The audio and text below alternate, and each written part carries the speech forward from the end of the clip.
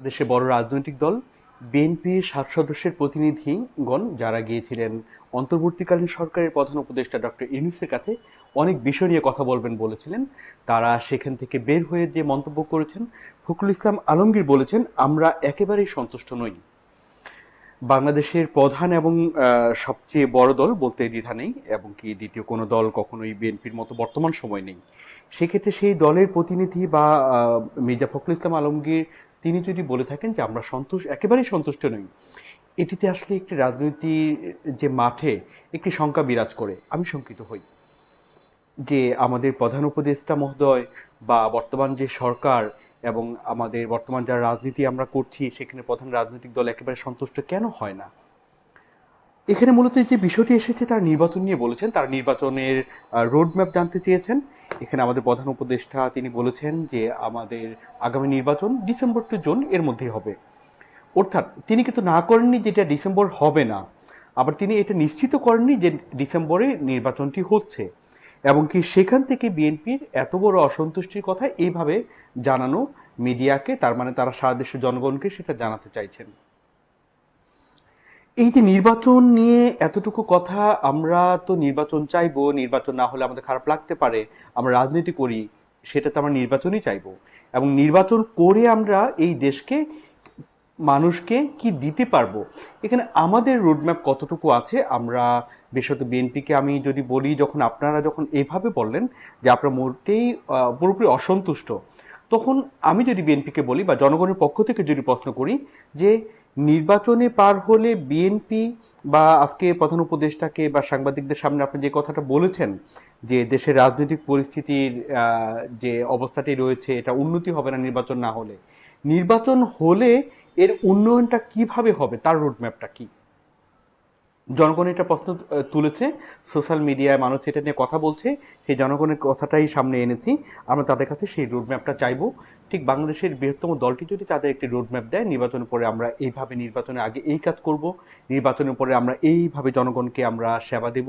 দেশের যে পরিবর্তনের জন্য মানুষ এই ফ্যাসিবাদের পতন চেয়েছিল, যে ফ্যাসিবাদের পতন হয়েছে শেখ হাসিনা এবং তারা যে পালিয়ে গেছেন, তাহলে এর পরবর্তীতে জনগণ যা যা চায় সেই সংস্কার বর্তমানে যেটা অন্তর্বর্তীকালীন সরকার করার জন্য প্রচেষ্টা করছে, তারা উদ্যোগ নিয়েছে, তারা সবগুলো রাজনৈতিক দলের সাথে কথা বলছে। আগামীকাল জাতীয় ঐকমত্য কমিশনের সাথে বৈঠক রয়েছে এই দলটির, অর্থাৎ বিএনপির। সেখানে এই সংস্কারটা আমরা কিভাবে করব, বিএনপি কিন্তু সেটাও স্পষ্ট করেনি। বিএনপির অনেক বয়োজ্যেষ্ঠ নেতা বলেছেন যে আমরা এইভাবে যে এই যে সংস্কার এটা আমরা চাই না, আমরা এটা পরিবর্তন করব। এর অর্থ কি এই, মানে বিএনপি কি এই সংস্কার এবং নির্বাচনকে মুখোমুখি দাঁড় করাচ্ছে? এটা যদি হয়, এটা আমাদের রাজনীতির অঙ্গনের জন্য এবং দেশের জন্য এটা ক্ষতিকর। এটা আপনারা করবেন না। আমরা চাই জনগণ যে সংস্কার চাচ্ছে, আপনার তৃণমূল, বিএনপি এমনকি সাধারণ দেশের মানুষ, সকল ভোটার এমনকি জনগণের কাছে আপনারা জানুন যে মানুষ আসলে কি চাইছে, তারা কবে নির্বাচন চাইছে। এই যে সংস্কারের কথা সরকার বলেছে, সেই সংস্কারের কতটুকু তারা নির্বাচনের আগে চাইছে, কতটুকু নির্বাচনের পরে চাইছে, নির্বাচনের পর যে দলটি ক্ষমতায় যাবে তারা সেটা কতটুকু করতে পারবে, এবং কি মানুষ সেখানে তাদের উপর কতটুকু আস্থা রাখে। জনগণ যদি চায় যে এই সরকার আরও একটু সংস্কার করে যাক, তাহলে আমাদের রাজনীতির যে মানুষগুলো আমরা রয়েছি, আমরা সবসময় জনগণের ভালো চাইছি, দেশে ভালো চাইছি, আমাদের কিন্তু মনে হয় তাহলে সরকারকে এটুকু সহযোগিতা করা যে এই সংস্কারটুকু সরকার করে যাক। এবং জনগণ যেটুকু বলে যে এই সংস্কারটুকু একটা রাজনৈতিক সরকার ঠিক আমাদের জনপ্রতিনিধিরা এসে করবে, সেটা কিন্তু আমরা সরকারকে বলতে পারি এইটা আপনারা করবেন না, এটা আমরা নির্বাচন করে পরবর্তীতে আমরা এটা করব। আমরা কি সেই রোডম্যাপটা সরকারকে দিতে পেরেছি? আমাদের মনে হয় এই রোডম্যাপটা আমরা সরকারকে দেব।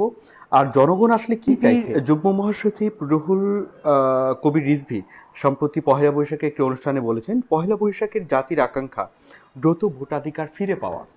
এখানে একটি কথা বলি যে আসলে জনগণ কি সন্দেহ করছে যে এই সরকারটি আমার ভোটাধিকার ফিরিয়ে দেবে না, অথবা আমার নির্বাচনটা ঠিকঠাক পাচ্ছি না, এটি কি করছে? আমার এটা আমরা আরেকটু জেনে বললে ভালো হবে।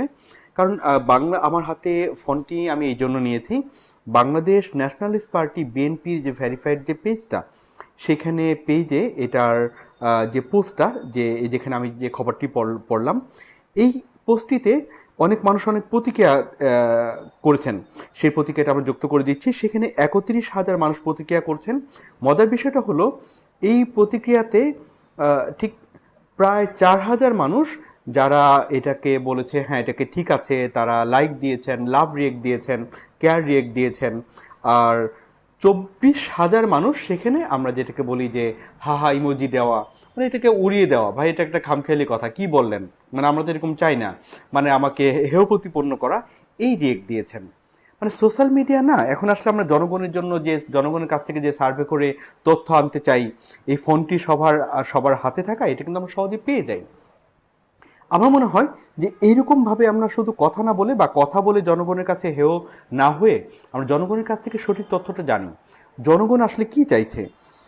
বিএনপি বা অন্যান্য অনেক রাজনৈতিক দল, বিশেষত বিএনপির কথা আবার বলবো, যেহেতু আমি শুরু বলেছি বিএনপির কাছে, যেহেতু বিএনপি সবচেয়ে বড় দল, সুতরাং মানুষের বেশিরভাগ অংশগ্রহণ এখানে আছে, মানুষ তাদের প্রতি অনেক প্রত্যাশা করেছিল, এবং কি এই প্রত্যাশা যদি পূরণ করতে না পারে বিএনপি, তাহলে এই জনগণের প্রত্যাশার যে জায়গা পূরণ করবে বলে বিএনপিকে মানুষ অনেক বড় দল এবং তাদের দল ভাবতো, তারা কি এর পরেও এই দলটিকে নিজের দল ভাবতে পারবে? বিএনপিকে তারপরেই বড় দলটি থাকবে? বিগত ফ্যাসিবাদ সময় যে গুম খুন, চুরি, লুটপাট এবং কি পাচার, এটা নিয়ে আমরা কথা বলেছি, এটা আমরা বিচার চেয়েছি এবং কি এই জন্য আন্দোলন করেছি, এর বিষয়ে কি বা এর বিচারের বিষয়ে কি বিএনপি কোনো কিছু নিয়ে কোনো কথা গভর্নমেন্টের সাথে বলেছে? বা সংস্কার অথবা বিচার নিয়ে বিএনপির উদ্যোগ কতটুকু? বরঞ্চ আমরা বিএনপিকে যেখানে দেখতে পাই তারা সংস্কার না হওয়া নিয়ে তারা সোচ্চার, এবং আগামীতে কিভাবে ক্ষমতায় যাওয়া যাবে এই রাজনৈতিক দল হিসেবে অবশ্যই সেখানে সোচ্চার থাকতে হবে, সেখানে তারা সোচ্চার। কিন্তু এখানেও অনেক মহলে তো এই আলোচনা আছে, এমনকি আমরা সেটা পত্রিকায় দেখতে পেয়েছি, আমরা কথা শুনেছি যে আমাদের পার্শ্ববর্তী যে দেশ, যেটি সবসময় ইন্ডিয়া বাংলাদেশের উপর একটা মরুলিপানা করার চেষ্টা করেছে, বিগত আওয়ামী লীগের সরকারের যে পতন, সেখানেও আমি বলবো বড় একটি অংশ ছিল বাংলাদেশের মানুষ চাচ্ছিল না আওয়ামী লীগকে এই ভারতের সাথে একটা সম্পর্ক করে তাদের যে চলা, তাদের সাথে অনির্য যে চুক্তি, এটা তারা চাচ্ছিল না।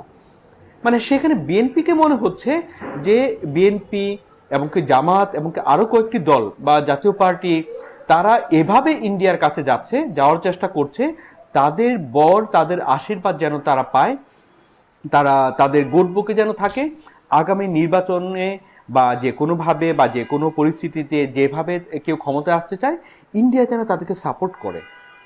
মানে এই যদি উদ্যোগগুলো হয় এবং কি তৃণমূলের সাথে যদি আমরা না থাকি, মানুষ যেভাবে চাচ্ছে আমরা যদি তার দূরে অন্যভাবে রাজনীতি করি, এটা শুধু বিএনপির না, আমি রাজনীতিবিদ হিসেবে এই জন্য বলছি, এটা বাংলাদেশের সকল রাজনৈতিক দলের জন্য ক্ষতি।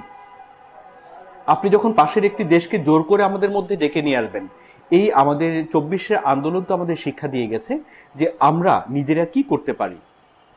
তারপরেও এই আন্দোলনের পরে যদি আপনারা নতুন কোনো দেশকে, কোনো শক্তিকে জোর করে আমাদেরকে মোড়ল বানাতে চান, সেটা কি দেশের জনগণ ভালোভাবে নেবে? অথবা আপনি যদি জনগণের যে সংস্কার প্রত্যাশা তার বিপক্ষে চান, জনগণ কি সেটা ভালোভাবে নেবে? যেটা আপনার দলের যেটা আকাঙ্ক্ষা যে একটি দ্রুত একটা নির্বাচন হোক, কিভাবে হবে, সেই নির্বাচনের জন্য আমার পুলিশ বাহিনী প্রস্তুত কিনা, আমার সরকারি কর্মকর্তারা প্রস্তুত কিনা, সরকার ততটুকু গোছাতে পেরেছে কিনা, প্রত্যেকটা উপজেলায় প্রায় শতাধিক যে কেন্দ্রগুলো রয়েছে সুষ্ঠুভাবে সেখানে ভোট সম্পন্ন করে নিয়ে আসতে পারবে কিনা, সেটা এই বর্তমান অন্তর্বর্তীকালীন সরকারকে সেটা বলতে পারেন যে ভোটের জন্য আপনার কতটুকু প্রস্তুত, সুষ্ঠু ভোট হবে কিনা, আমাদের কি সহযোগিতা লাগবে, আমরা এটা দ্রুত করতে চাই, দ্রুত নির্বাচন আসুক। এভাবে না বলে যদি জনগণকে এরকম কিছু আশ্বাস দেন যে ১ বছরের মধ্যে আপনারা ১ কোটি মানুষের কর্মসংস্থান করবেন, এটা কিভাবে সম্ভব?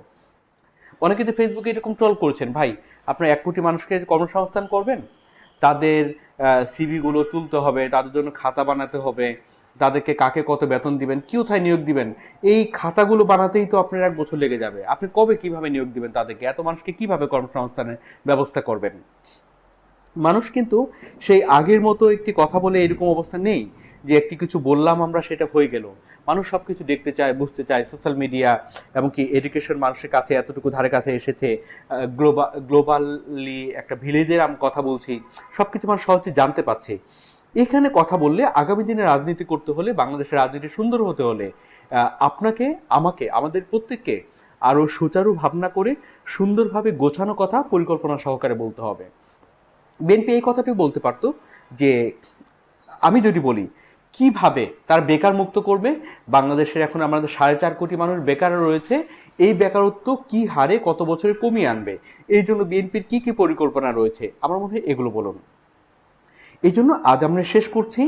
আর মানুষ কি চায় তা বুঝে আমরা যেন আগামী দিনে রাজনীতি করতে পারি, সকল রাজনীতিবিদদের কাছে এই প্রত্যাশা করে আজকের কথা শেষ করছি। সবাই ভালো থাকবেন।